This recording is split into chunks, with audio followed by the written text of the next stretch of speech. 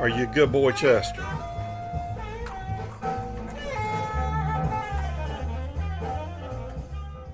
Well, hello, vinyl community. Elliot here, Lazy Dogs Records, and the Americana vinyl tag 2024 started by Sam St. John, and he called me out. He tagged me, so I'm going to have to do a 20 question Americana vinyl tag. Not that I have to, I want to. I'm honored that he would choose to tag me in for this one. I'm a few days behind. A lot of people have already done theirs, and there's some great ones out there. Rod the Happy Hippie, the vinyl guy's done one. Rachel's done one. Glenn Calloway, of course, done one. And a lot of people have done them. So there may be some repetitiveness to my effort. I don't know. I haven't seen all of them yet. I've been kind of tied up with some other things lately. Anyway, here we go. 20 questions. I'll put a link to Sam's original video for this, and you can get the actual questions listed on his video. And I hope others will do this if they haven't already. So the first question, got them written down here. First question was our favorite Americana artist. I don't know, tough, but I'd say Jason Isbell and the 400 Unit. And this is their album, Here We Rest. Got some great tunes on this album. There's the back cover of it. I'm not going to take these out of the outer sleeves because it takes forever to get them all put back in. But this especially has got Tour of Duty on it, and Codeine, a couple of my favorite songs by Jason Isbell. I consider him the best songwriter of the 21st century. I think he's on the same level with John Prine, Bob Dylan, Townes Van Zandt, and others like that. Number 2, album with a banjo on the cover from 1982 on Rounder Records, Natural Bridge, Bella Fleck. And there he is with his banjo on the front. This is a great instrumental album. Wonderful instrumental album showcasing the great talents of Bella Fleck. Number 3, Harmony LP. I put this on when I started gathering up all these records. I don't think you could do any better than the Blue Sky Boys. This is the Sunny Side of Life. Blue Sky Boys are Bill and Earl. Bill and Earl Bullock. And they had a strong career in the 1940s, in a revitalized career when the Bluegrass festival started up. And they got back together with one another and started performing again as a kind of a side hustle, I guess you'd say. They both had full-time jobs in the real world. But there they are. This one is on Rounder as well, a reissue, obviously. And anytime you see Blue Sky Boys, that's a killer harmonies. Great brother acts with guitar and mandolin. Beautiful stuff there. And number 4 is this is tough. This is so tough to do. So I flip-flop these albums a little bit. Favorite female artist LP. Molly Tuttle and Golden, her first album with Golden Highway, Crooked Tree, came out in 2022. Wonderful album, and it's got some great songs. Happy songs on here include Grass Valley, a song about remembering her father taking her to her first bluegrass festivals when she was an emerging musician. And Side Saddle, I love Side Saddle. You just got to sing along with that one. But there's a dark one coming up that I'll mention in a minute because it answers another one of these. Acoustic cover song. Remember the rock song Yellow River? Well, Dole, Lawson, and Quicksilver do that on their I believe it's 82 as well, album Rides Again on Sugar Hill. Yep, 1982. Yellow River. I forget the name of the rock band that does that song, that wrote that song, but they do a great bluegrass version of that. And we get into what is Americana and what isn't Americana. I know that's kind of up in the air because it's a real broad spectrum term. I say it's a marketing term designed to give some coherence to roots-oriented artists that just don't fit into the any particular mainstream categories. And so it can be bluegrass, it can be folk, it can be blues, especially acoustic blues. It can be R&B even. It can be all kinds of things. In my view, others may disagree. Some people say, I know Mazzy says it's country music without the racism or something like that, which is an awful, awful thing to say. But there's a slither of truth to that, possibly. And let's see. Then we've got an acoustic cover song. We did that, Yellow River. Hoping for an album in 2024. Certainly hope Sierra Hull comes out with a new release in 2024. She is a great mandolin and guitar player, I think. 25 Trips came out in 2020, so she was 25 years old, so now she'd be 4. But still hadn't hit 30 yet. And she is a wonderful artist. 2023 LP. From this year, You're the One, Rhiannon Giddens. You're the One. I guess if anybody epitomizes the Americana label, she would, because she does everything from from old time string band music to international music to rhythm and blues to country, all kinds of music. Rhiannon Giddens, You're the One. Excellent album on None Such from this year. Acoustic Beatles tune. So somebody that does a Beatles tune, and everybody does Beatles tunes. Vasser Clemens, there's the cover. Vasser Clemens Crossing the Catskills, the front cover. He and David Bromberg, along with Michael Melford and Everett Lilly, got together between tours with Vasser was with the Earl Scruggs Review for a while. Between tours with the Earl Scruggs Review, and in 1973 they got together and did this. And the Beatles song they do is Norwegian Wood, which makes sense. Heartbreaking Ballad. I'll go back to Molly Tuttle and Crooked Tree. And on this album, she has a song, and it's called The River Knows. And I really had to listen to that song several times to figure out what I thought it meant. It doesn't give you all the answers in that song. That's part of what makes a good story or a good song work. I think obviously something happened with this girl and someone that she had trusted, some male that she had trusted. I think she got raped on the river, down by the river. She was with a guy friend that she trusted, and something bad happened. And I think that's what it is. And the song's called The River Knows. Okay. Song about drinking. Norman and Nancy Blake, Blind Dawg, and one of the great acoustic artists of our time. Still with us, by the way. I think he's probably about 90 now. This is from 1988. And the first song on side 1 is Little Stream of Whiskey, a traditional song. And that's just Norman on the guitar and vocals and Nancy playing second guitar on there. So Norman and Nancy Blake. A Stream of Whiskey. Illustrated cover.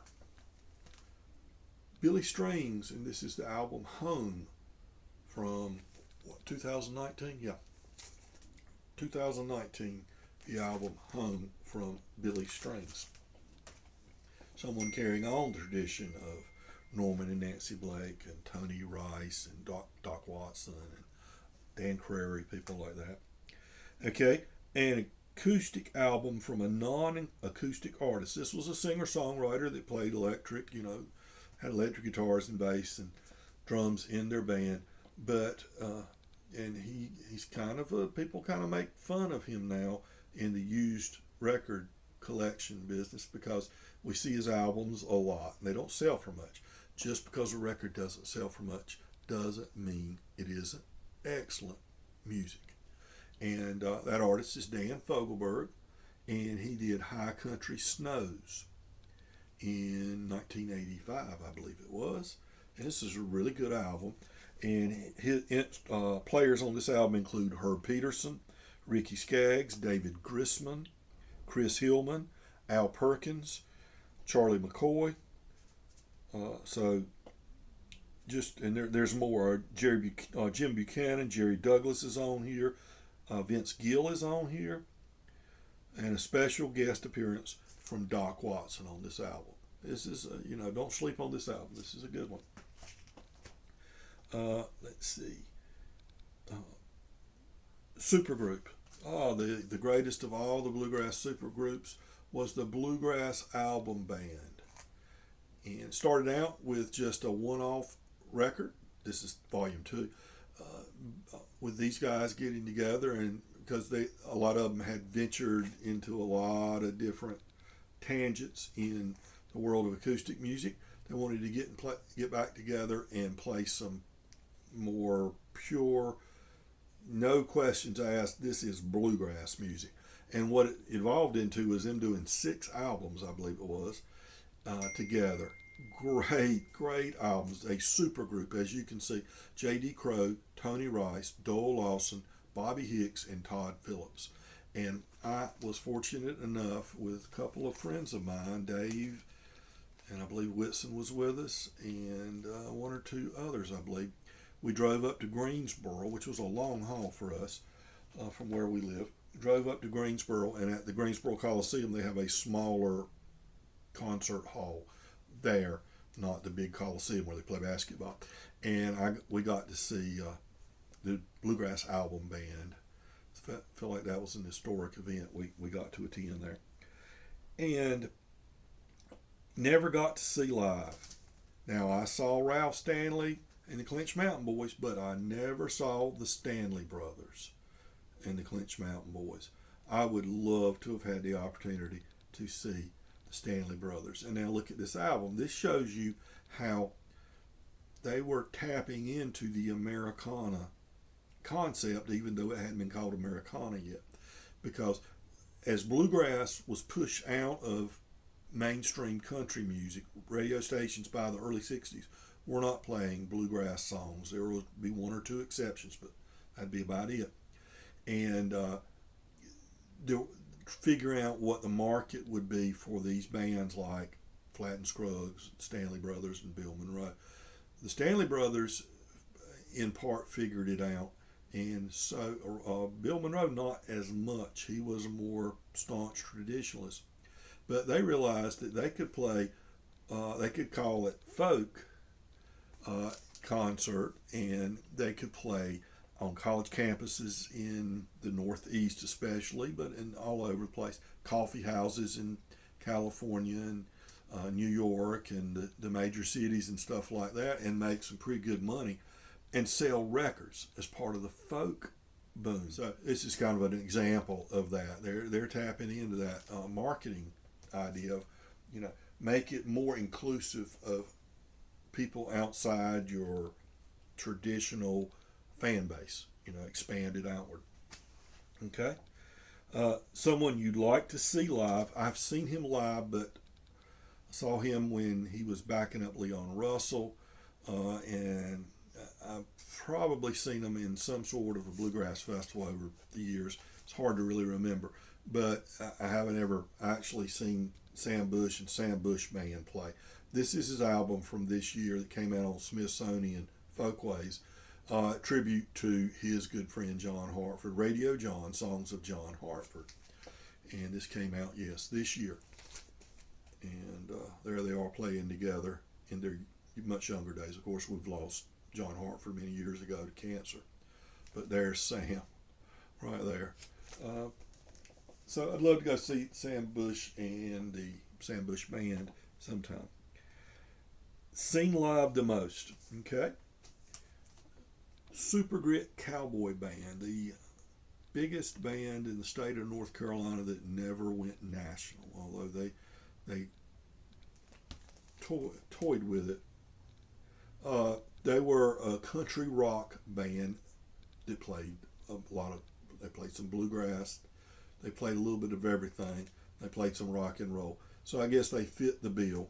That's the leader still with us, Clyde Maddox. He's about 87 now, something like that. And he and 13, that's 13 right there. He's the fiddler in the band. They are still playing as Super Grit. They don't do a lot of dates, but they're still playing. Clyde is a institution in North Carolina.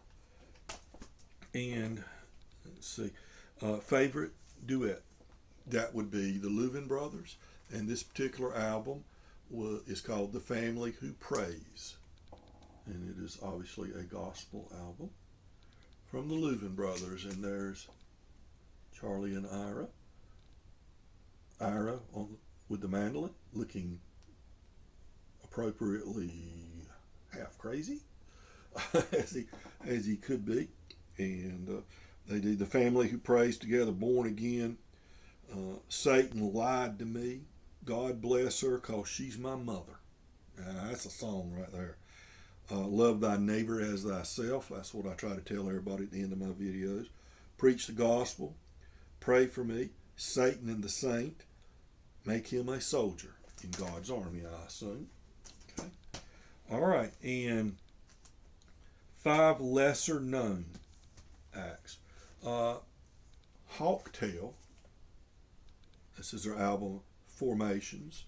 Young folks doing acoustic, much like some of the stuff David Grisman and Tony Rice and others I've done over the years, and Nickel Creek, people like that. So Hawktail. Here's one. He's no longer performing. His health's not that good these days. But back in the 70s and 80s and 90s, Mike Cross was really big around here. And this is his album, The Bounty Hunter. Currently, former member of the Carolina Chocolate Drops, Don Flemings.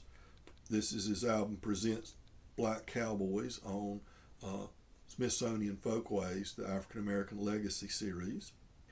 And excellent artist, fits into the Americana bill pretty good.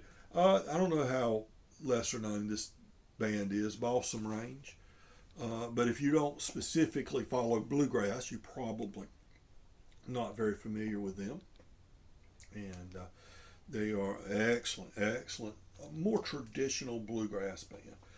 Now, traditional country, these two young men, the Malthus brothers, this is Lonely Street.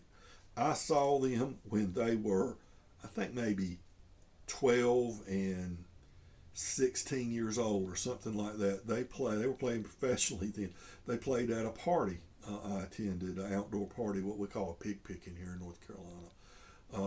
And that this is, they have several, right many CDs out, but this is their first vinyl release.